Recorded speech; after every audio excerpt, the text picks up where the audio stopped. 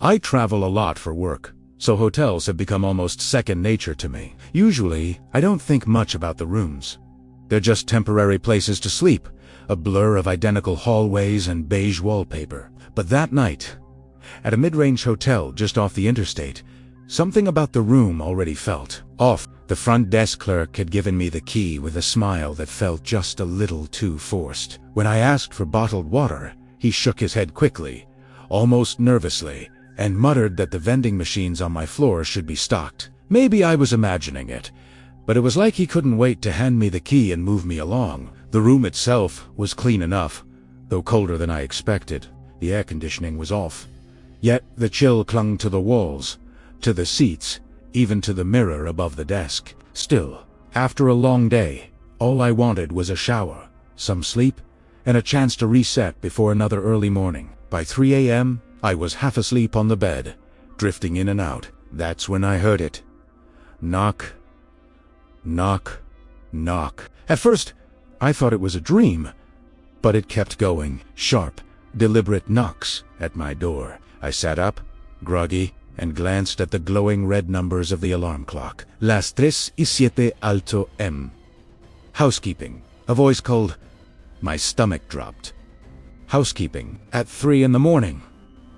I didn't move. Something inside me screamed not to.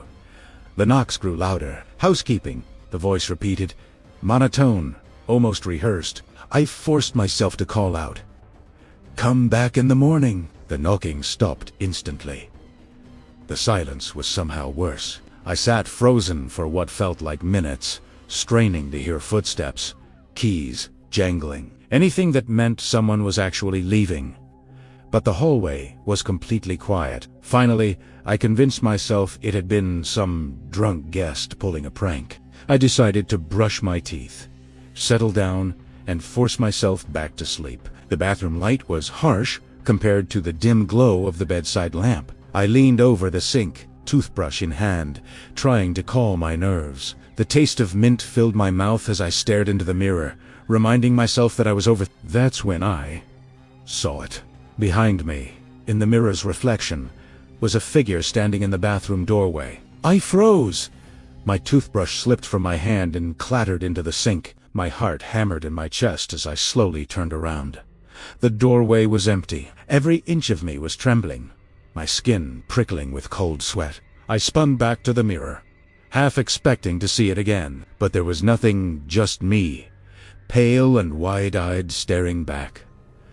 I told myself I was tired, my mind playing tricks. Still, I couldn't shake the image. Tall, dark, and unmoving, as if it had been watching me the entire time. I left the bathroom light on and crawled back into bed, pulling the covers up to my chin like a child. For a while, the silence settled again, and I started to believe it had all been a hallucination brought on by exhaustion. Then, around 3:30, came another sound. Tap, tap, tap. This time, it wasn't the door. It was the mirror. I stared across the room at the faint glow spilling out from the bathroom, listening as the sound continued. Light, deliberate taps, like fingernails against glass. My body refused to move. I couldn't bring myself to look directly at it. Eventually, the tapping stopped, but I didn't sleep. I lay there rigid until morning light seeped through the curtains. When I finally gathered the courage to go into the bathroom again, everything looked normal. No handprints, no cracks, no sign that anything had happened at all.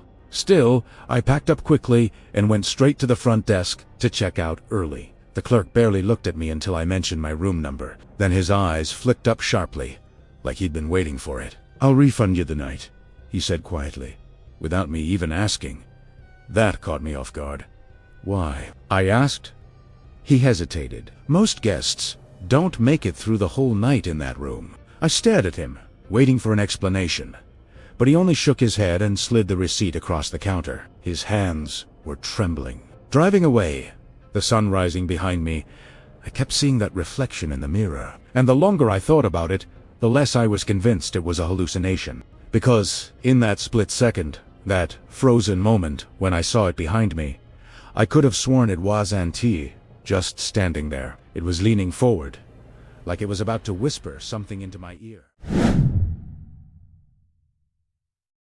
It was supposed to be just another stopover. I had been driving all day, pushing through rain and fatigue, and by the time I pulled into the small-town hotel, I was desperate for rest. The place wasn't anything special, an aging building off the highway, with flickering neon and carpets that looked older than me, but I didn't care. I just needed a bed and a few hours of sleep.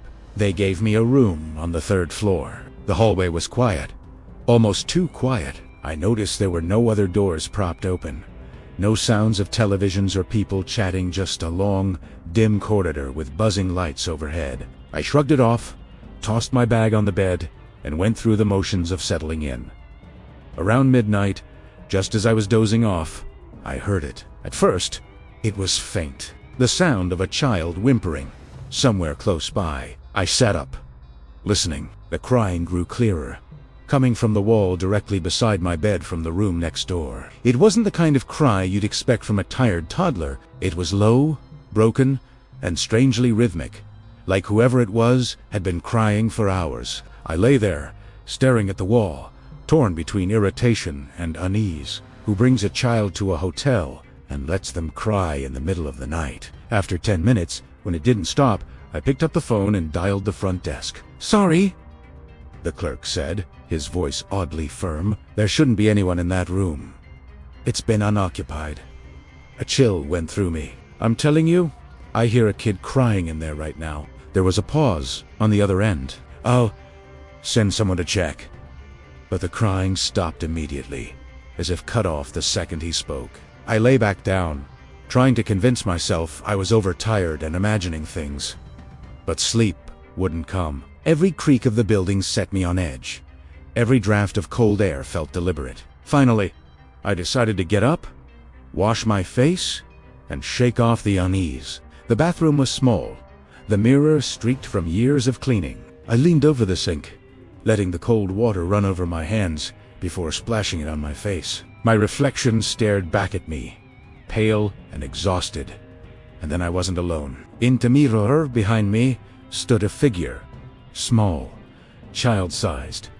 Shoulders hunched, head lowered, as if weeping. My body went rigid. Slowly, I turned around. The bathroom was empty. The sink kept running, the sound suddenly deafening in the silence. My heart hammered as I whipped my head back to the mirror.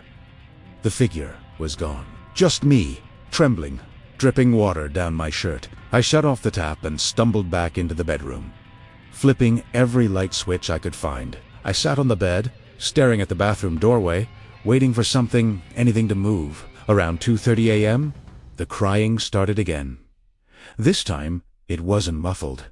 It was inside my room. I swear it was coming from under the bed. I froze, too terrified to look. The sound rose, louder and more desperate, until it was a wail, echoing off the walls, filling every corner of the room. I clapped my hands over my ears, shaking, whispering to myself that it wasn't real. And then silence. The kind of silence that feels heavy, unnatural, like the air has been sucked out of the room. I sat there for what felt like an hour before finally working up the nerve to look under the bed. Nothing. Just dust, carpet, and the shadows cast by the lamp. I didn't sleep that night. I sat with my back against the headboard, lights on, staring at the mirror across the room. Sometimes I thought I saw movement in it, a flicker of something hunched, too small to be an adult, too still to be alive. When dawn finally came, I grabbed my bag and left without even showering. At the front desk, I slid my key across the counter. The clerk didn't ask why I was leaving early. He just looked at me with tired eyes and said, "3rd floor, right." I nodded, throat dry. He sighed. "You're not the first. That room's been empty since a family, well, let's just say their child never left." I didn't ask for details. I didn't want them. I just walked out into the cold morning air, trying not to think about the reflection in the mirror. Because the more I replay it in my mind, the more certain I am of one thing. The child wasn't crying. It was laughing. I was on a work trip, staying in a small business hotel just outside the city. Nothing fancy, a clean enough room, flat screened on the wall, and that stale carpet smell you get in places that have been there for decades. It was late when I got in, close to midnight, and I was too exhausted to care about the creaky elevator or the empty hallways. I dragged my bag inside, locked the door, and tried to shake the feeling that the silence of the building was heavier than it should be. After setting my things down, I flipped on the TV for background noise while I unpacked. The air felt oddly cold, even with the heater running, but I told myself it was just one of those older systems struggling to keep up. I decided to brush my teeth, wind down, and get some sleep. The bathroom was small, bright, with one of those wide mirrors stretching across the counter. I leaned over the sink, toothbrush in hand, foam building in my mouth as I stared at my reflection. I wasn't thinking about much, just how drained I looked, how badly I wanted to collapse into the bed. Then I saw movement in the mirror. I froze, toothbrush halfway to my mouth, as my eyes focused past my reflection. Behind me, in the doorway, there was someone standing. A figure. Tall, unmoving.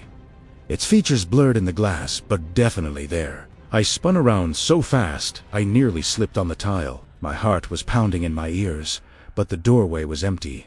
The room beyond was exactly as I'd left it. The television buzzing softly, the bed untouched, the curtains drawn tight. I stood there for a long moment, trying to convince myself it was nothing more than exhaustion. A trick of the light. Slowly, I turned back to the mirror. Nothing. Just me, shaken and pale. I told myself to relax. I finished brushing, left the bathroom light on for comfort, and crawled into bed. Sleep didn't come easily. Every little sound set me on edge. The faint hum of the air unit, the occasional groan of pipes in the walls. Around 2 a.m., just as I was starting to drift off, I heard something else.